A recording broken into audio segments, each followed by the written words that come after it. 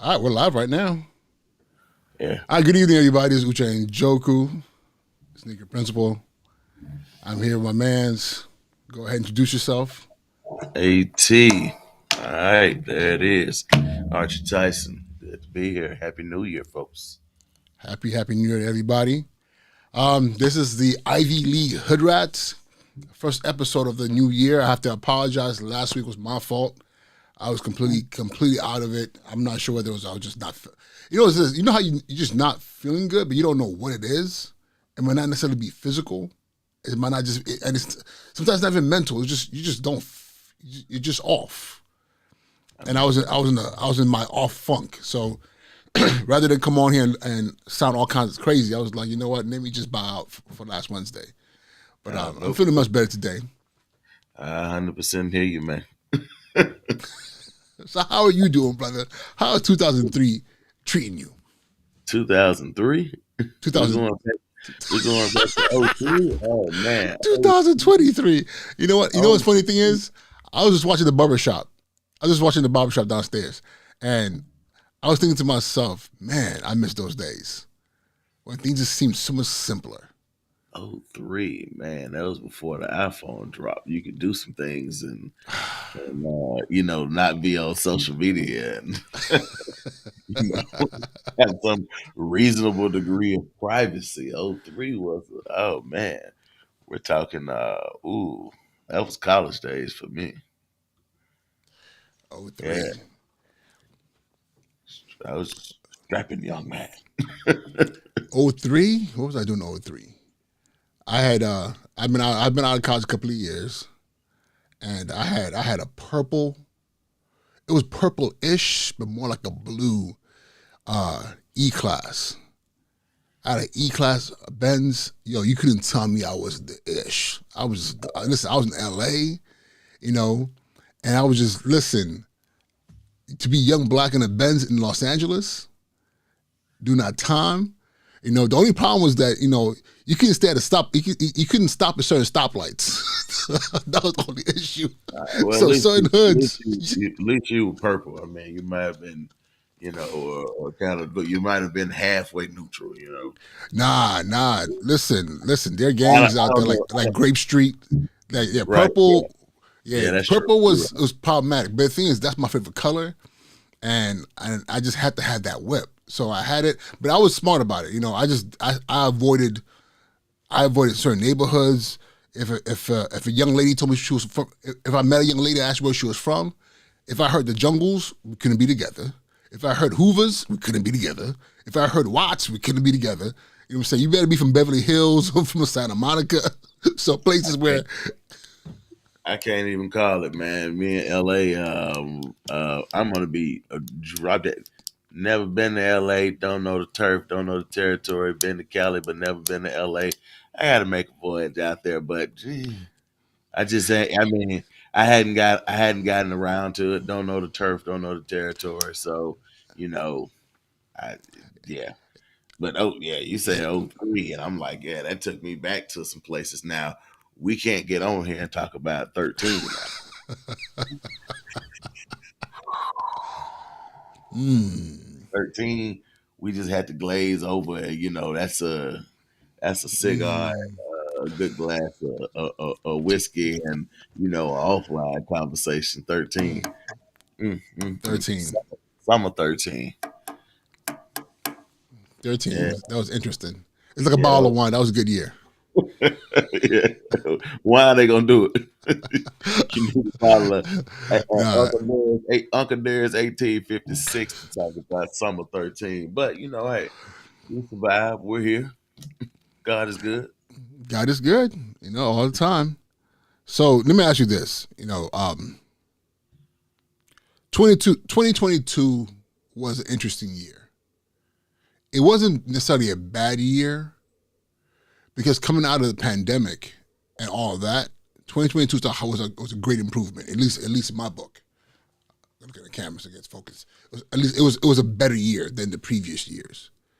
But also it was kind of an asinine year too.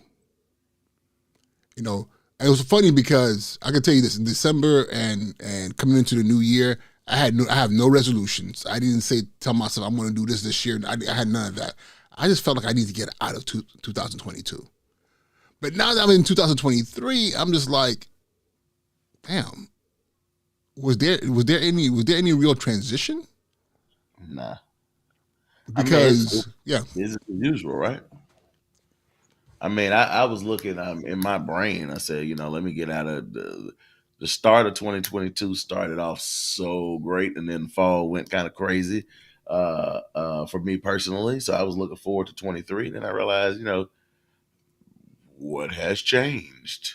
Here in Baltimore, we had a mass shooting. 5 teenagers at Popeye's Chicken in the middle of the day. They left school. True enough, they were wrong for leaving school to go get food, but some idiot shot all 5 of them. 16-year-old dead. Damn. 6-year-old just casually brought a gun to school in Newport News and shot a teacher. I mean, what has changed? Not a lot. Let's be honest. It's I have a friend of mine who I was communicating with, and we just messaging each other, and they brought up the whole entire situation happening in Baltimore, and then I was like, it's crazy because a lot of people don't know this, leaving being a principal, I definitely had my very clear reasons for that, and time to move on, more time with family, opportunity, a time to kind of detox from that space. But I started off my school year last year with a murder. Before the school year even started, I attended a funeral. I attended a funeral like a week before school started from one of my seniors who should have been graduating. And then at graduation, sitting at graduation, the first seat from stage was decorated for him. And it's funny because it did something to me. I won't lie, it did something to me. Yeah. Because even going to the funeral, I'll never forget, God bless Anthony, amazing young man. He was the first kid. When you start a school, you start a new job, it's always that first kid. You always remember the first kid you meet, not the first kid you see, the first one you interacted with. Yeah, the first one you met, and you were like, okay, this is going to be an interesting position. He was that for me. Yeah. He was that kid who was like, yeah. And he was a great kid. But all kids have their moments where they do some dumb stuff. And he had his moment, and I met with him and his family. They were awesome.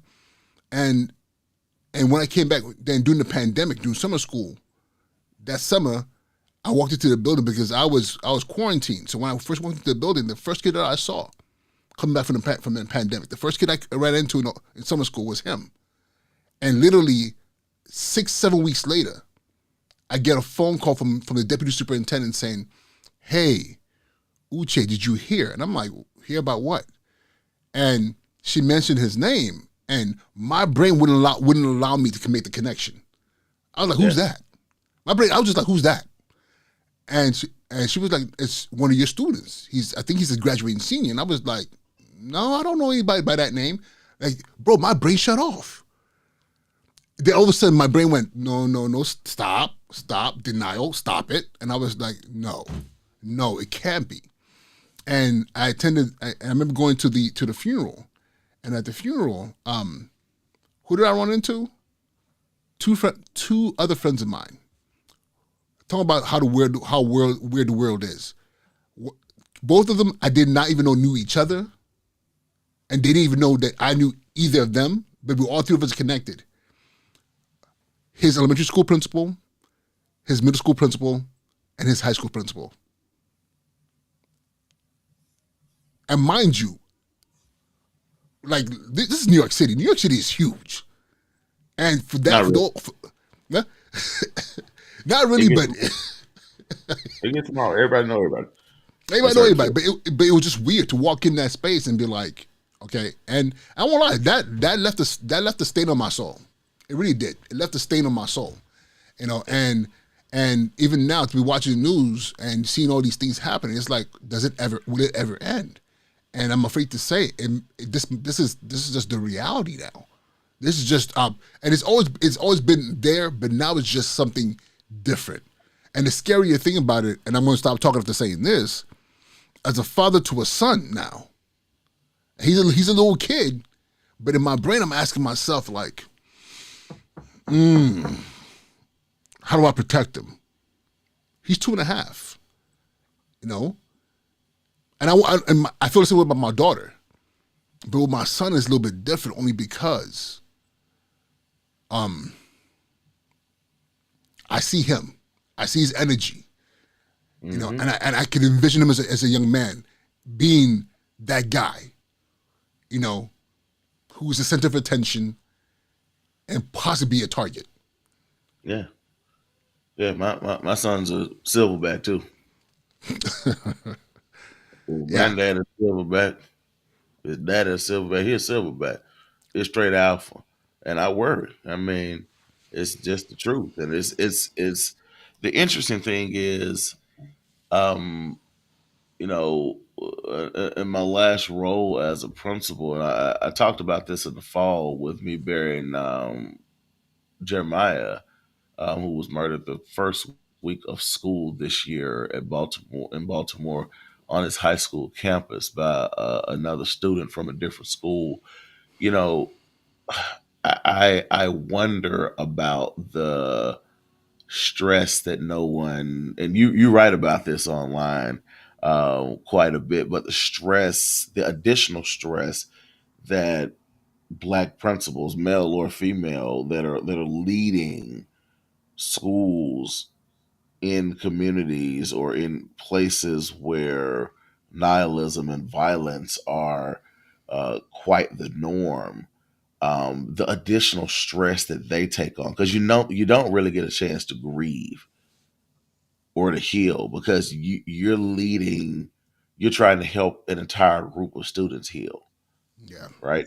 You're trying to help a group of teachers deal with the trauma, parents deal with the trauma, and you yourself, so busy helping so many others, never really get a chance to get in there and process what it is that you're feeling, because you're so busy taking care of other folks. And I just wonder how many people that drives away from classrooms or drives away from schools, because it's an accumulation of stress on top of everything else you're dealing with as a principal, as an educator, right?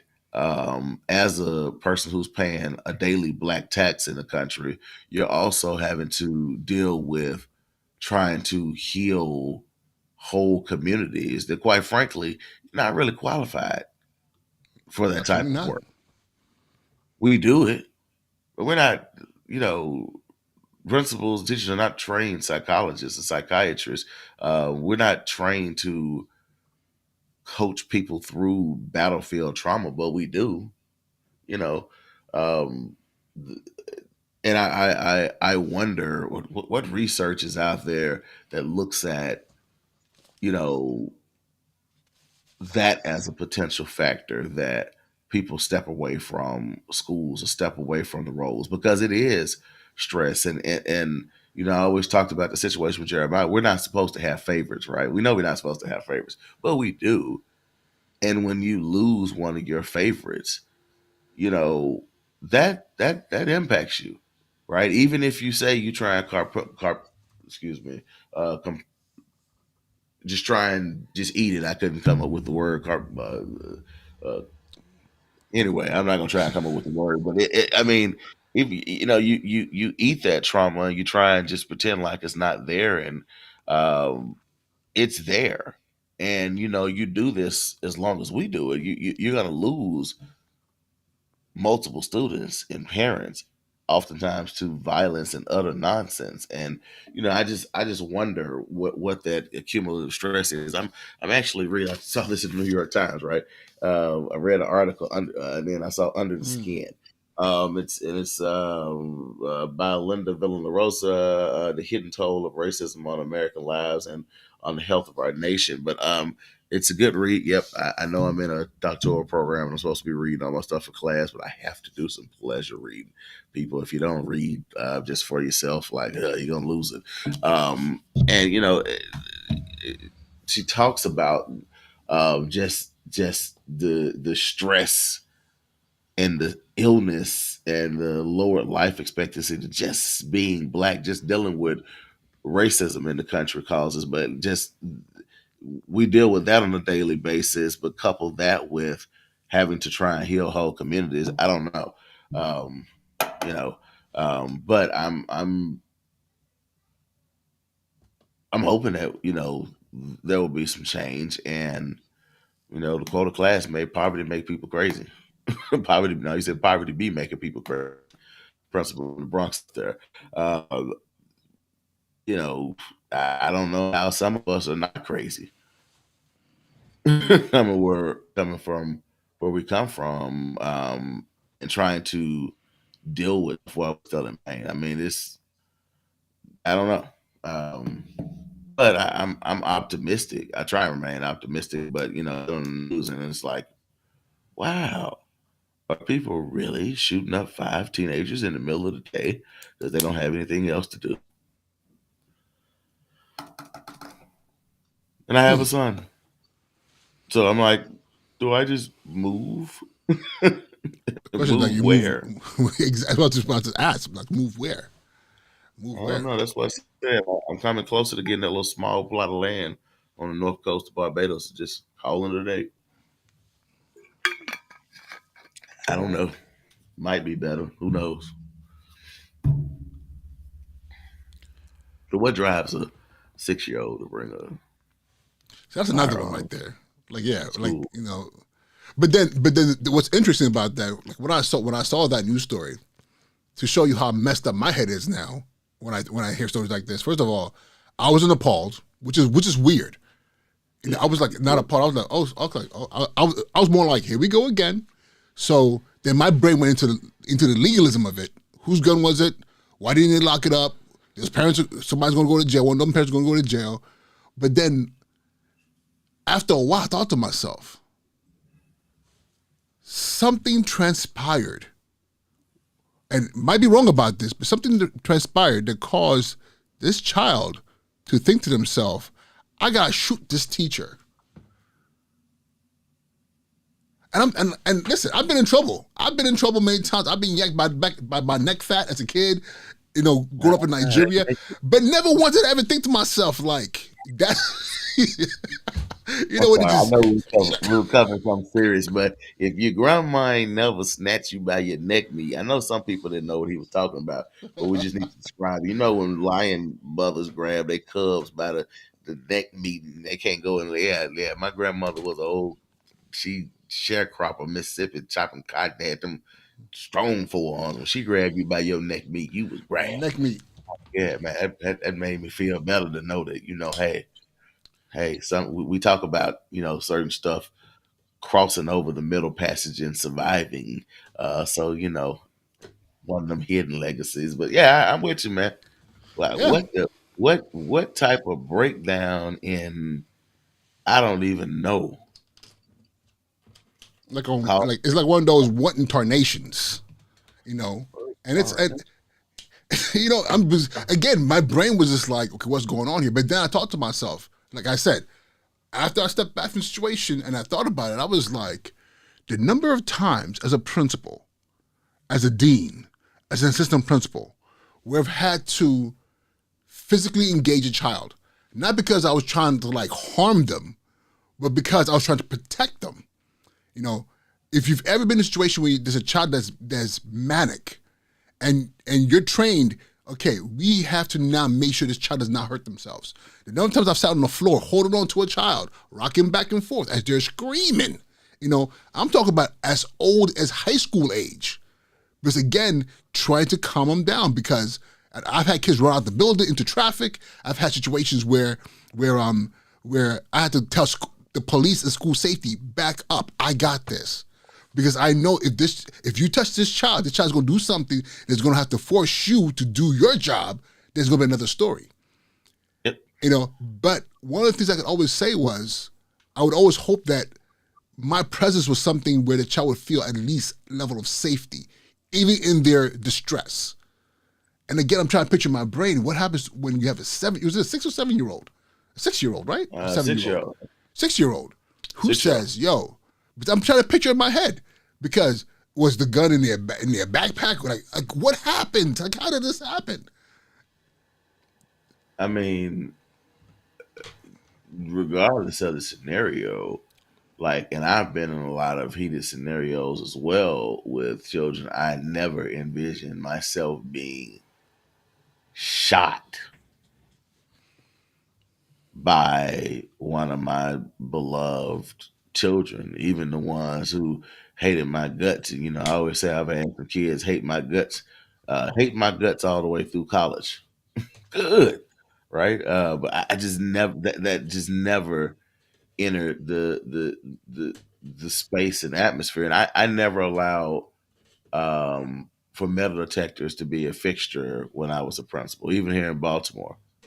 It's just not something like I dealt with that growing to school, growing up, and I built relationships with number one, my kids would rat someone out quicker than you believe, like you believe, because they know that we built a safe environment, and I'm not going to put you through metal detectors. But part of that deal means that you're responsible also for maintaining the environment.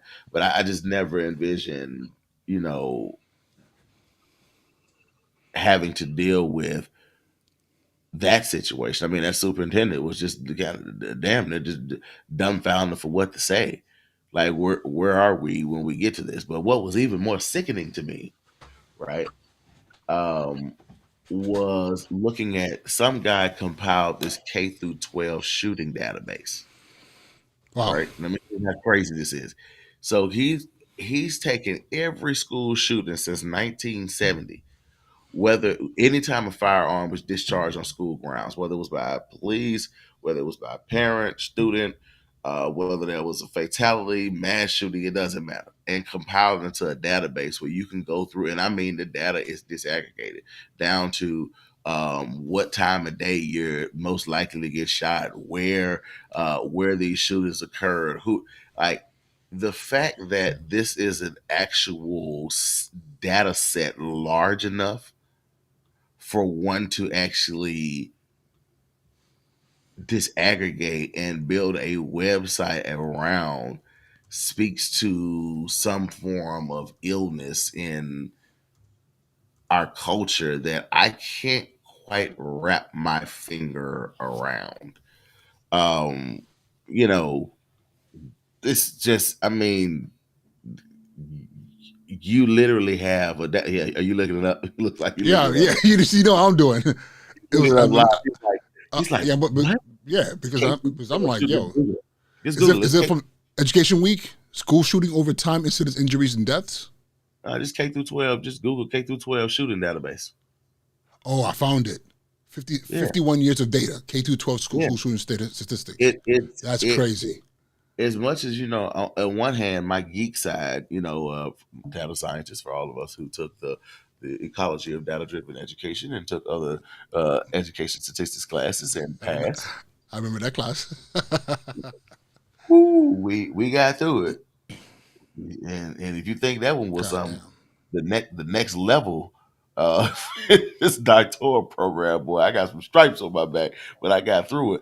But just the fact that that site It's exists crazy. and you see the number of shootings that have occurred since 1970, and just the explosion of ones over the last 20 years. I mean, it's what else is more important in society? I don't even understand why we're building another aircraft carrier, or why we are focusing on, like, what else is, and I don't even like, at that point, race starts to melt away, class starts to melt away, all that stuff starts to melt away. Your children can't go, like, you're rolling the dice. We're Vegas. We're at the Palms Casino. We've been there on the floor. Somebody yelling my name at 4:37 in the morning. But you're literally rolling. I was there for that. Yeah. We got to have a special show where we get in masquerade mask and start telling some of those tales. But I mean, you can't. It's you're rolling the dice in terms of sending your children to school, and there's no one to like. You can't say, "Oh, the teachers here were terrible," or "the babies couldn't read," or "the principal sucked," or "they didn't have enough resources." This speaks to some ill undercurrent that's there that we can't quite put our finger on. But what's more important than just ensuring that your children, in the environments that they're supposed to be learning in are safe and secure, right? And watch this. Because I keep up with it. I can't help it. I keep up with everything. I know I look like a big gorilla and I do have my statue here. Bing. My chimpanzee and the cub holding, out there. But while everyone was paying attention to the drama in Congress with, them deciding whether they were going to allow McCartney to Yeah. be McCarthy to be the Speaker of the House, a lot of high drama and all that stuff. I thought it was, Distractions. I thought it was quite amusing and embarrassing for democracy, but um, a federal judge struck down the rule that the ATF had in place banning bump stocks. Now, for all of my people who are not proficient in guns, all of my super extra triple double liberal boo people who say, no guns, never, never have a gun. I'm not anti gun at all, right? Because I got mine. I just have, fingerprint locks and all that stuff and believe in strict gun safety so that your children don't get access to firearms, right? And I do believe in teaching them how to use tools when it's appropriate and when they're ready so that they don't, treat a firearm like it's a pow pow pow cap gun or something. But this judge struck down the rule banning bump stocks. And for all my people that don't know what bump stocks are, they essentially allow you to buy a semi-automatic weapon. Doesn't matter what it is, whether it's a Glock, whether it's an AR-15, whether it's an AK, whatever. Squeeze the trigger once, one shot comes out. You have to keep squeezing the trigger. You drop a bump stock in there, it just turns into a full automatic assault weapon, right? To put it clearly, the guy that was pelting all those folks at that concert in Vegas when 58 people were killed the other Hmm. year, he had the AR-15s with bump stocks in them, right? He had the extra barrels because you can't put that many rounds down range out of one weapon without actually melting your barrel. But he had bump stocks. So while we were paying attention to this foolery in Congress, right, bump stocks are authorized. So let me get this straight. So over the course of 22, Roe v. Wade struck down. Church and state blurred by the decision in Maine. Miranda rights struck down. New York's gun law struck down, which essentially eradicated gun laws, tighter gun laws in a variety of different states, right, including Maryland. And now bump stocks are reauthorized. So let me get this straight. When we got 6 year olds walking into schools, we got situation happening in Uvalde, Texas, where they couldn't even show the bodies of those babies because most people don't, you know, we got land down in Mississippi, so we can shoot up stuff, right?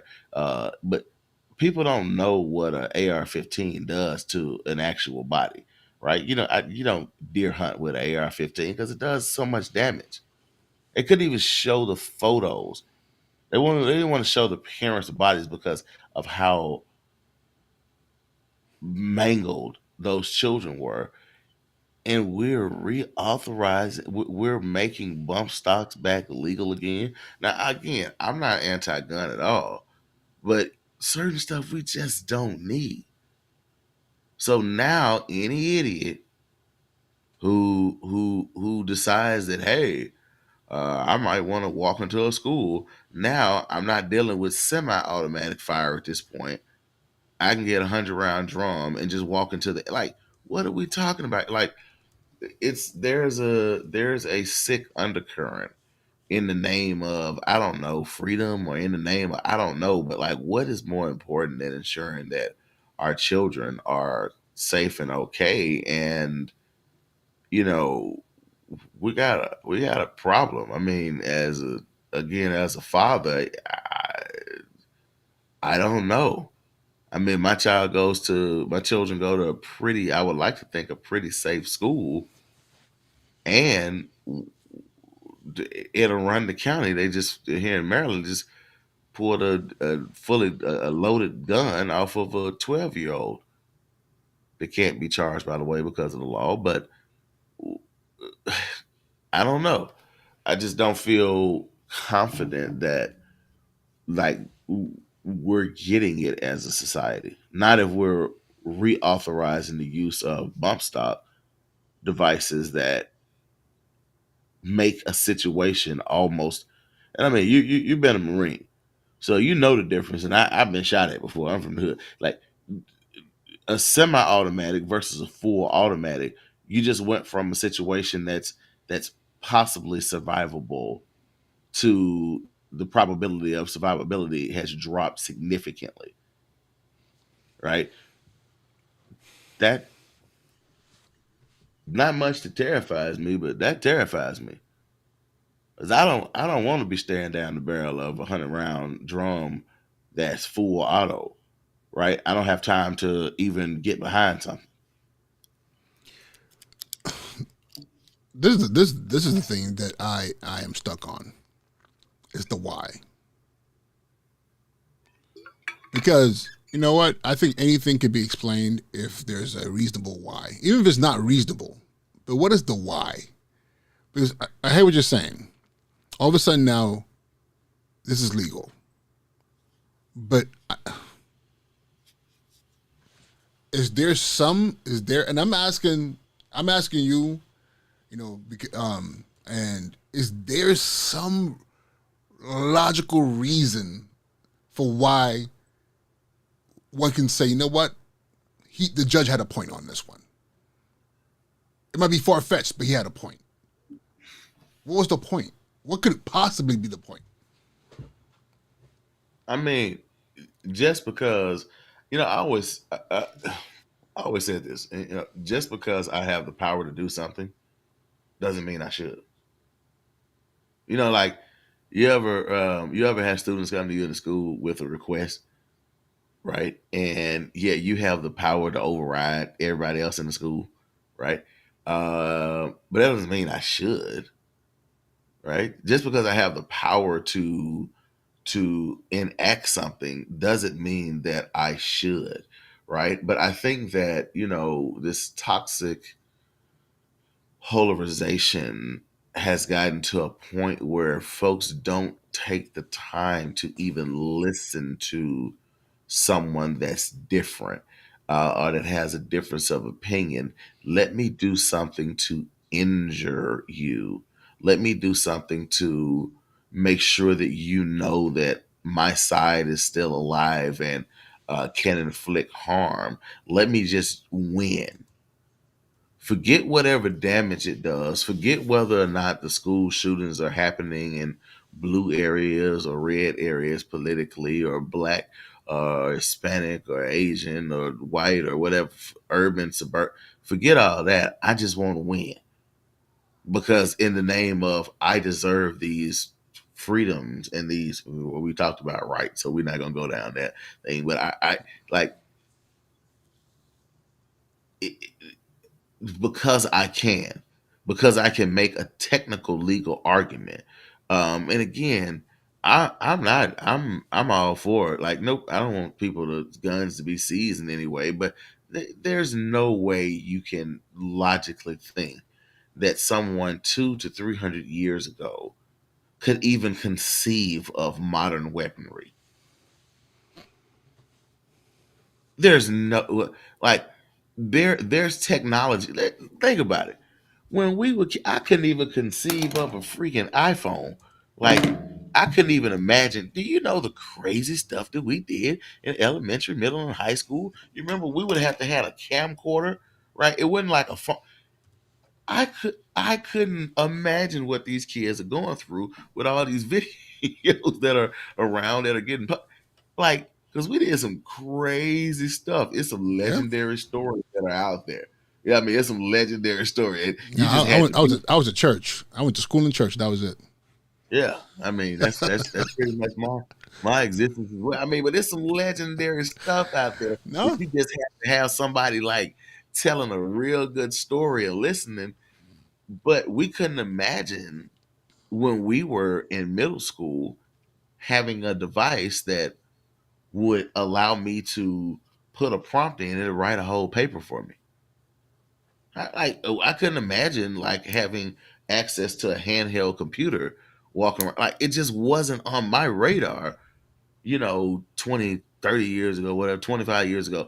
So there's no way they could have had any conception of modern weaponry, and for someone to say, "Hey, I truly need a fully automatic AR-15 with a 100-round drum." Like there's no like you're not hunting deer, you don't hunt bear, you don't hunt wild boar with that. You're like unless you have a ranch and you're defending it against coyotes or wolves or some other predator, and you have a lot of open space. Like it's not a home defense tool, right? So, I mean, but again, it's just let me make sure that I win. I have to make sure that I win at all costs. Liberals do it too. Let me make sure I win at all costs. Without any consideration to your neighbor, brother, or anything like that. Let me just make sure I win. It's just about inflicting pain, inflicting pain. I mean, I don't know another way to even. I mean, there's another way, but that might be going way off the deep end, radical, and I don't know if we need to go there this evening. While I'm doing that, shout out to brother Solomon there. Happy New Year, my brother. Um, you know, it's inflicting pain, and I mean, you see a 6-year old shoot a teacher, and you still render a decision that allows for people, and the sickos are out there. And it's not to say the sickos can't be helped with counseling or whatever, but the sickos are out there, and we'll see. We'll see how long it is before we're on here saying, "Wow, that fool just really walk in a movie theater and just light the place up." the crazy thing is I'm looking at this data sets, and it's Get out of it, man. Don't do a deep dive. Don't yeah, do because it. I'm sitting Don't here do looking a at these deep dive, numbers, and I'm man. like, this is just I mean just on just the not active shooter. Okay, so I'm assuming not active means there's a weapon. There was a weapon on campus. Am I wrong about that? Active shooter Right, versus not active. right. And the active shooter over since 1970 has been slightly but steadily going up. There was a bump in the late 90s, early 2000s. Columbine, that I know that's around that time. Then there was a dip in the mid 2010s, going. Then it slowly rose again, and the pandemic definitely there was a complete dip. It was almost non-existent during the pandemic. But Nobody what's at school. interesting, huh? What'd you Well, say? nobody at school. Yeah, Well, nobody was nobody in at school. school. But the not active part is what's bizarre because it climbed up, and I can share the screen. It climbed up right over here, and then what the heck was that about in 2021? It's like we got back to school and everybody had a gun. Yeah, Like it's like we got back to school and that sucker just went, you know, it doubled. Like it literally doubled. And again, and the scary part about that is, and listen, I can say this now. I'm not in the school system, but I have taken guns away from kids. Like it's the most bizarre thing, to have a kid. I remember the first time a kid told me like, "Yo, so and so got something in their backpack." So my brain was thinking it got something. It could be it could be whatever, right? So I go up to the kid, I'm like, yo, young man, what's in your bag? And the kid's like,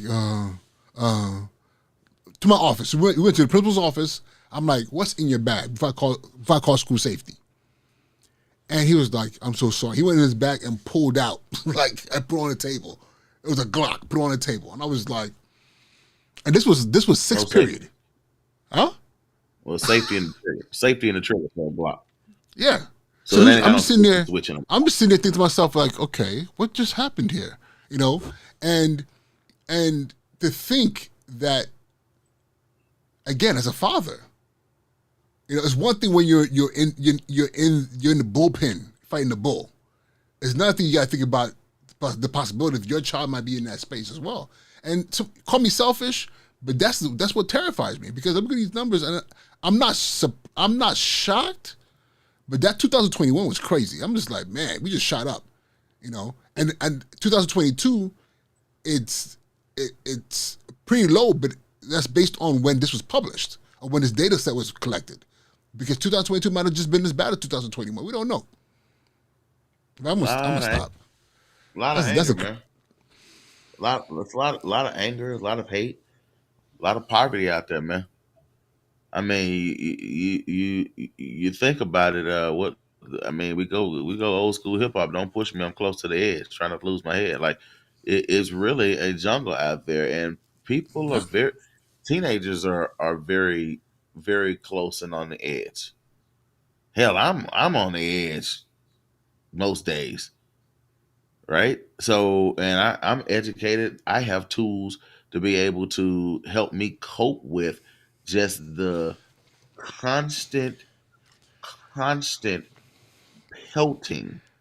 It's Now, not bro, even is it tools or you have way too much to lose? it's tools, and I have quite a bit to lose. And like when you're constantly bombarded by racism, sexism, classism, and you you you you're dealing with poverty, and this is again black white thing. Like you're dealing with a lot. Like people are close and teenagers are fragile. That's why I always tell folks when I was leave people alone. I keep telling folks leave people alone. Like like this harassing people, Yeah, like leave people alone because you don't know where they are located. You don't know if their grandfather just died. You don't know if their mom just, you don't know what's going on and how close they are to going off the deep end. And when they go off the deep end, that's a problem. The other part of this is just pure evil and hate, that's right? true. Hate is something serious. And then I think is also a part of this is um just a lack of wanting to accept responsibility for one's own actions and one's own choices. We're dealing with a generation of kids that everything is instant access for them. Everything comes quickly, everything comes fast, and no one, you don't have to, we talk about that, we talk about the argument about Letterman jackets, right? How everybody gets to be somebody without actually putting in the work. Well, that's the Yeah, problem. Everybody gets to be somebody without actually putting in the work. So then, when I find out that, like, oh, like I really need to actually put in work, like people feel entitled. I'm entitled to X, Y, and Z. Well, actually, you're not. Well, oh, if I can't have it, well, I'll just shoot the place up. right. I'm If a I can't dog. have it, you can have it. I'm a dog on a haystack surrounded by cows. Like I don't want a cow to eat not a piece of that hay, but I can't eat it either. Right? And it's I don't know, but again, like I encourage folks to just look at the data and you make your own determinations. But it's terrifying even for someone that's hardened by nihilism, violence, and foolishness as myself. It's still terrifying to think of the prospect that We're not even talking about high school in some cases. Elementary is not a safe place. We're talking six. Come on, man. Um, but it's that's the reality, and the adults who have decided that they're not gonna work together in any way, whether that's in Washington or whether that's at your local school board or whatever. Like it's I don't see where the end is coming unless people choose to accept responsibility and their part in this mess, and people actually start to accept responsibility for parenting their children, right? And people need to just accept the notion that you can't expect someone that has had access to, you know, Tupac said, growing a rose out of the concrete. It's always interesting to me when white folks are like, you know, like this expectation of folks like me, right? You gotta grow out of the concrete, right? Petals damage everything, and you expect me to be happy go lucky. Newsflash: I'm not happy go lucky. I can pretend to be happy go lucky to survive and get by, but you don't come up from out of the concrete and not come out damaged. You're damaged. You know, You are I love damaged. that poem. I love that poem for Pac. I hate when I would tell you this. I hated every single time I saw a teacher teach that in school. I hated it They because I'm don't like, you understand. missed the complete point. You missed You're the damaged. complete point of that poem. I'm damaged, yet I learned to breathe fresh air. The only thing is, I wish he would kind of edit it because I'm not, all the, with George Floyd, I can't breathe. I say, listen, I don't know what breathing. I don't know if I've ever been able to fully breathe, right? But people don't truly want to accept that this hate is destroying us. This racism that some people just clearly don't want to admit exists. They don't want to admit that it has a negative impact on black people and other people of color in this country. They don't like when you just clearly don't want to admit it. And when you do admit it, but don't want to do anything to try and mitigate this, you really expect someone who's had poor poor access to quality education, poor access to health care, poor access to good food and nutrition, someone who hasn't been able to enjoy the spoils of living in the wealthiest country ever to be known and yada yada and all this food. You really think that person is coming out non-damaged? Now, for the lucky folks like me who've been able to go and get a great education, and other folks who've been able to get a great education that people point to and say, look, there's an example of someone who made it just barely.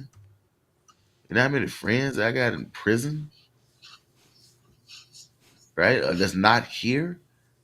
I just barely made it, but you really think that folks that had to come up with that is still struggling through that? And if children that are dealing with adult situations in the most extreme way, you think they're well?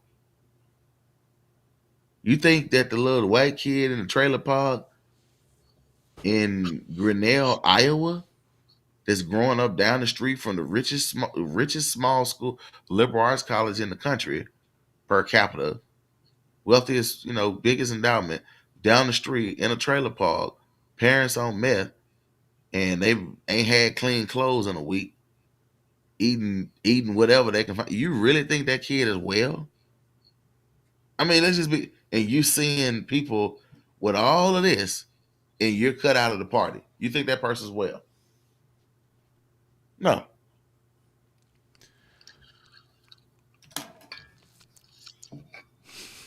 So I since I'm in my searching the internet bag right now, I have to pull that poem up again because and If there's anything I want to put out there right now, if you're a teacher teaching this poem, teach it the right way.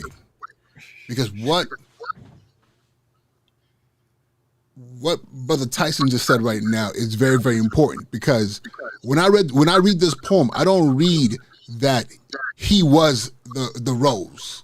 It was almost like, did you hear about, like, it's a myth. Yeah. It's a myth. It starts off with a question. Did you hear about the rose that grew from a crack in concrete? You know, it's like, did you hear about Jack and the Beanstalk? Because again, there's nowhere in the world, no matter how well adjusted you think you are, after coming up in the hood, that shit doesn't stay on you. You know, and it's funny because yes, both of us as black men and the level we've reached, we've done good for ourselves. But bro, I don't know about you. I'm very aware that I am literally a decision away from doing some dumb shit. Not because I'm going to commit a crime or I'm going to go out there and do something nonsensical, but always moments away from a decision to react to a situation that's unjust, that you've gotten tired of saying, I'm going to eat that, Yeah. just to make sure that my family's okay. Just going to the store is a task. Just going to the car wash, taking a bike ride, just around my neighborhood.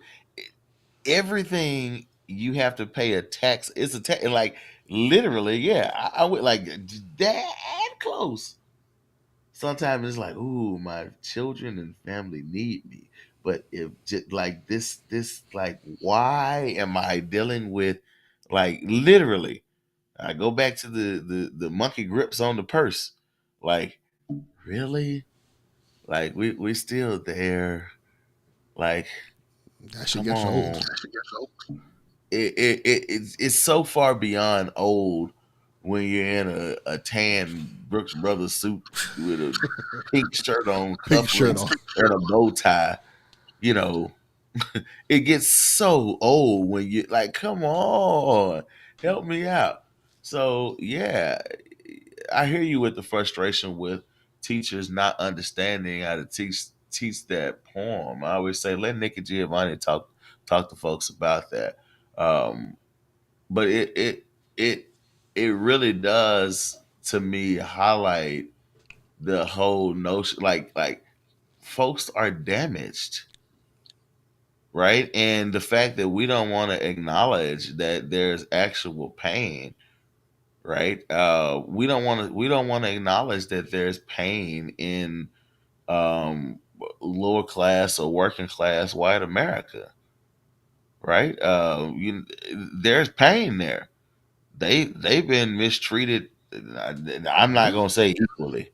I ain't gonna play the oppression Olympics tonight, and I ain't gonna say mistreated equally. Oh, but they've been mistreated pretty handedly.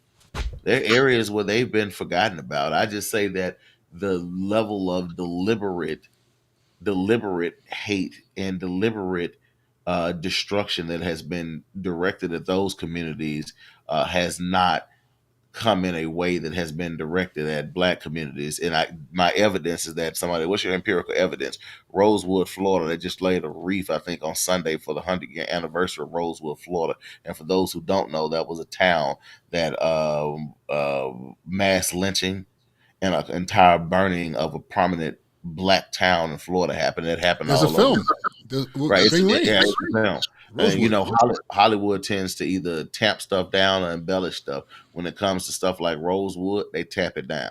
They did, of Because course. when you read the accounts, when you read and you hit, like, things were much worse. So we still got all this trauma and scars from all of that type of stuff we got transgenerational scarring that hadn't even healed. And so having to deal with the daily, we're damaged. And you expect me to come from that, and you expect me to be fully sane.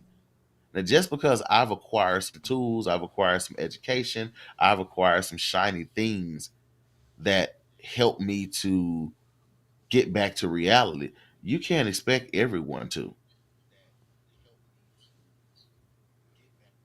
Uh, reading the rest of that poem before we go, man. They got to hear. I know somebody ain't read it. I heard it. Let me bring it back up again. Did you hear about the rose that grew from concrete? I'm sorry. Let me take that back. Did you hear about a rose that grew from a crack in the concrete? Proving nature's law is wrong. It learned to walk out having feet. Funny it seems, but by keeping its dreams, it learned to breathe fresh air. Long live the rose that grew from concrete when no one else ever cared. You know the whole notion of the whole notion of the of it learned to, they learned to breathe fresh air. If I always felt that Pac was a little bit of a prophet because if you think about it, and you said this already, whenever was breath a comforting act when you're oppressed?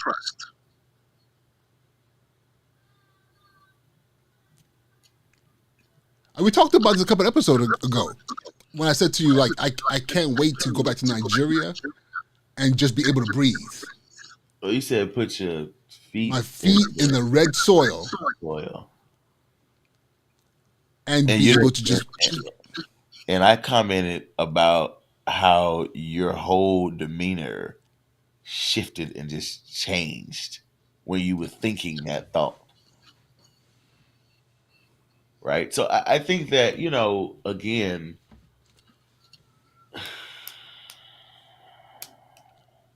it, it the expectation that wellness and wholeness is there when circumstance again. What there was a study a while ago that black males in Harlem had a lower life expectancy than certain countries that were war torn or something like that. Like, what are we talking about? And I know people say like, "Oh, how oppressed you are in America, where it's a vacation every day." I've heard people say, it's a vacation every day. You have access to X, Y, and Z, and you got this and you got that, and like, how oppressed can you really be? But like, when you hear stats like the life expectancy is lower than in some countries where we like to look down upon, what's really going on here? Right? Who is this party, kind of for? I always said politically, like folks got to stop throwing parties on the coast and not inviting people in the middle of the country to come and enjoy, these parties. Right? They're gonna create resentment. Now, I give a perfect example. I'm down in New Orleans for New Year's. Everybody's like, "Oh boy, it went bad." Yep, it went bad. Yeah, it went bad. It was old school New Orleans visit. Oh yeah. Oh, we partied on bourbon. Double balconies at a club. We were down there when Don Lemon missed the countdown. And it was a reason he missed the countdown because everybody was having a good time. But here, Kansas and Alabama played in the Sugar Bowl. Half of the state of Kansas was down in New Orleans. They knew they were going to lose. Talking with this old white guy, he said, "We don't care. We just want to, come down. We're in New Orleans for New Year's. I'm not in. We're having a good." They were having a hell of a great time, just partying and enjoying themselves. And just on Bourbon Street on New Year's, it was black, white, Hispanic, Asian, Indian, Native American, and European and African and old and fat and skinny, short, young, and everyone in between just partying and having a great time. I said, y'all want to see America? Now, I don't know if New Orleans is actually America. I would say like some places like, nah, it's New Orleans, baby. Baby, it ain't quite America. But like, what's wrong with that? You know what I'm saying? Like folks coming together and enjoying themselves. And yeah, we have some differences. We have whatever, but hey, we really can come together and find common ground, even if it's just over some bourbon and enjoying the new year. We can come together, but people choose to uphold this race mess. People choose to uphold this. I don't even know what the difference between a Democrat and Republican is anyway. I mean, I covered that on a previous episode, but we choose to uphold this foolishness, Yeah.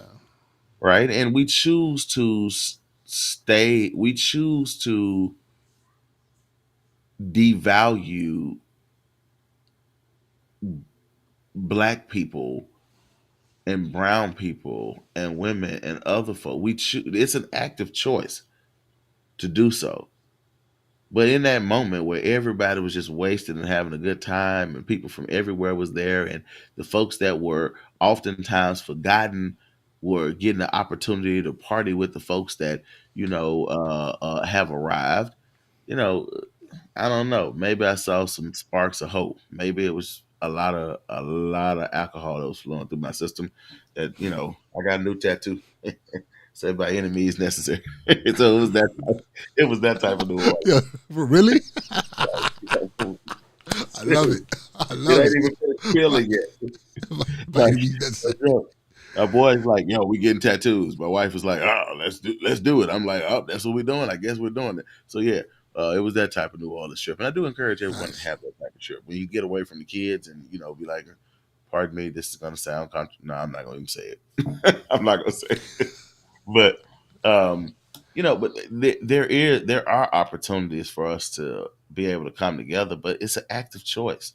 People put up these walls, and these walls have just created a situation where our children are just not safe in schools. And again, as a father, I don't know. I'm trying to figure it out with everyone else. I know we're over time, and we gotta get ready to go. But my Yeah. my hope and prayer is that people start to latch on to what Brother Malcolm was working towards, what got Dr. King and Brother Malcolm killed, as well as Fred Hampton and anybody else that was working toward. But just marching in a direction of recognizing humans as humans and just saying folks have human rights, because it would kill the whole immigration thing when we just start determining that people are not illegal. People are not illegal, right? Start to recognize people as human beings, full equal brothers and sisters in humanity. And again, and this is going people are gonna say, well, Tyson just went off the deep end, but it ain't gonna be till the aliens arrive and start to attack and eat us that we will decide to come together. Unfortunately, the only reason I say they're gonna eat us because we're the most abundant protein source on the planet, and you always eat what's top of the food chain. So we're completely overpopulated. Thanos might have been right, but we're completely overpopulated. And when they arrive, they're gonna look and see, oh, this is a great food source. But we won't come together until we have a threat. COVID couldn't even bring us together. What? A threat against just the threat is to wipe us out, and then we'll all decide that hey, we're human beings and we need each other. But this whole thing where they've built up to say that my cocoa skin has to tax me every day of my life, and it has to tax you and has to tax other folks, that doesn't speak to wellness. This whole thing where somebody is worth $150 billion, and this white boy sitting in this trailer park ain't got a cent to his name, lights off, got to eat cat food for dinner. You think that Yeah. person's well, and that person go to school and shoot something up? What do they have to live for? Help me out. So, c'est la vie, brother.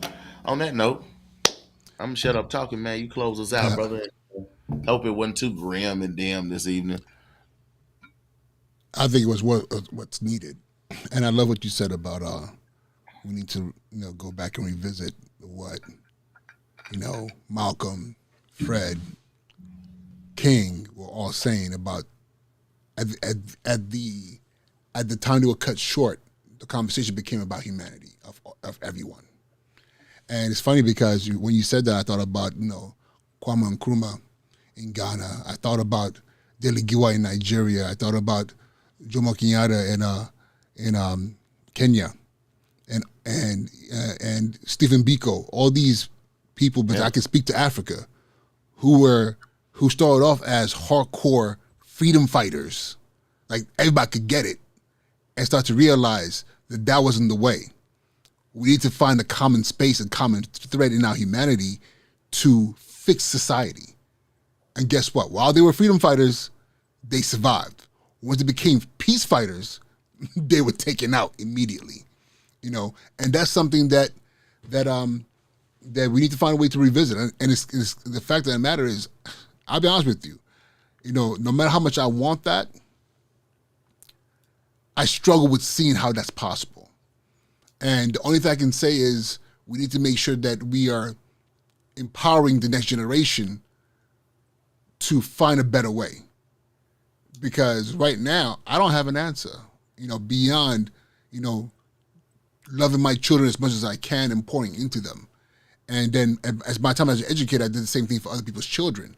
But as a society, we got to check ourselves, because right now, it's funny because the last time I was in New Orleans, I was out there partying with folks who in my regular life I would never come across, But guess what? We were laughing so hard, high-fiving each other. Life was great. Hugging and kissing and high-fiving. And it was like, yo. And dancing and just, and it's Yo, like, yeah. why is this only on Bourbon Street? Why is this only on New Year's? Right? If I saw you But in that's the rules. you might try and run me off the road.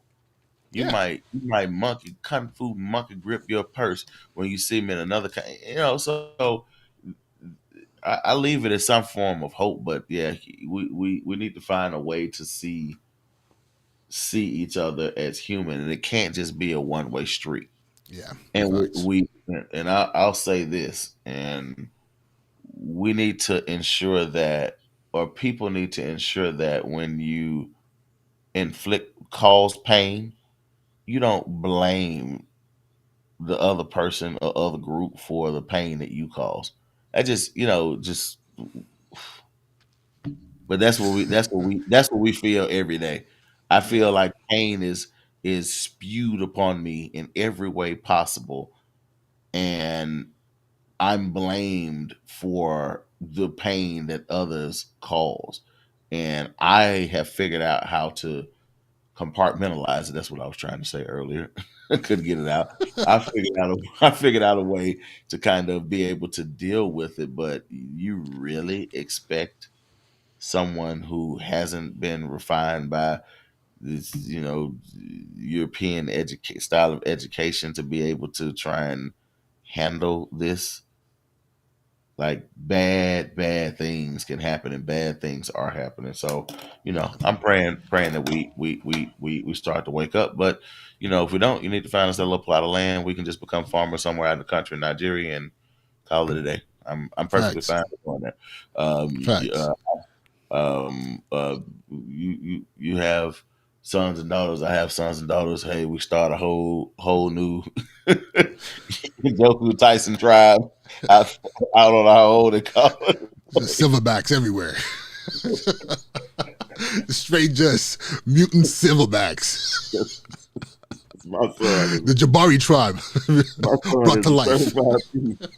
I worry about that little brother because he. Oh man. Listen. You gotta see my son. I mean, I know we've gone over time. I gotta say this. This little man. So right now he's rocking his little Nipsey braids, and you can tell this little kid's not a gangster, But he's so articulate, and he's 3. He's about to be 3, and he's like, "Daddy, let's read." And He's reading to me, and I see all that. I see when he rages, this fool flipping tables like he don't care, And a part of me is trying to discipline him for it, but a part of me loves it. So I'm like, yo, I am not pulling back the reins on that. We went out to dinner. We went out to brunch on Sunday.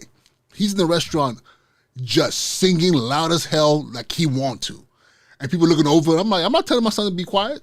Sing. I'm not going to restrain you. You know what I'm saying? The time will come for me to teach you how to be in society. But you're too young for me to be telling you that you can't be a child. Newsflash: I'm not gonna kill your joy, because it doesn't matter if I teach you how to navigate and how to supposedly be in society, your cocoa skin is still going to lead the conversation. So you might as well have some fun. I said that alone. Black excellence politics. I don't even know what's wrong with these Negroes. Capital N, because somebody's gonna be like, did he say Negroes? Yes, Negroes. Capital N. That's still into all this black excellence politics. Haven't you figured it out that doesn't pay? People are like, why you in your Jordans and suits? Because I'm tired of wearing Oxfords and Brogues. I like Oxfords and Pros, but my feet are fat. I don't care anymore. I'm from the hood. I like my J's. I like my Air Max 95s. And that's what I'm going to wear because it really doesn't like black. I've tried black excellence politics. We've probably tried excellent politics. It, it just does. At the end of the day, it just doesn't work. It doesn't help you with the glass or concrete selling. So stop it, people. Stop trying to strip your children of everything. Don't strip them of the drum beat. Don't strip them of their joy. Don't strip them of singing. Don't strip a silverback for beating on his chest and being himself because he gonna need that. And us trying to strip them of all of everything that it's just not gonna serve them well later on. Don't get me wrong. I ain't saying that a kid run wild, but you gotta let them run wild and wonder. You Some gotta let people are like, them. what? You gotta let them run wild. So when the time comes, they're not wilding out. Plain and simple. Plain and simple. Plain and simple. We gotta give our children that space to really learn. And sometimes you're gonna have to grab them by their neck fat and pull them back. Like, yo, chill. You Yeah, can't be doing that. But they need that because eventually they're gonna be out there. And the worst thing in the world to see a silverback, that's a pussycat. That's the worst thing in the world. The worst thing in the world. Worst thing in the world wow. to see a silverback who's just like, I can't say nothing, do nothing. And nah, we're not raising that. All right, with that being said, I want to give a quick shout out to Solomon, my brother. Thank you so much for being here. As always, appreciate you. Lee Wins, thank you so much. She says on here, I definitely enjoyed this episode. Thanks for the think. And then, of course, I don't know if you noticed, Miggy Mac was on here. Miguel from Spa was on here. That's Oh, Big. That's Big Mac. He said right here. We breathed it. We breathed it through the spa. Yo, holla at me, Miguel, man. I'm back and forth to Jersey and New York all the time, man. I'm actually coming up there on the 20th, 21st for classes, and I actually gotta be up there for my birthday in class on February the 11th. I don't know what's gonna happen afterwards. It might be an epic night afterwards. I'm gonna have to hunt you down. I I'm gonna have to mean, hunt you down. I'm gonna be standing right outside TC waiting for you. yeah, Like, it's gonna get epic. I'm gonna try not to make it legendary because I almost New Orleans I almost lost it. So but no, yeah, man, I gotta get with Miguel, man. I miss all the Spot Brothers there, but man, let's go and close it out. I gotta get some all right, sleep. man. Get these kids So with that being morning. said, guys, thank you so much. Love all of you. Join us back again next Wednesday at 10 p.m. This is the Ivy League Hood Rats. All right, peace.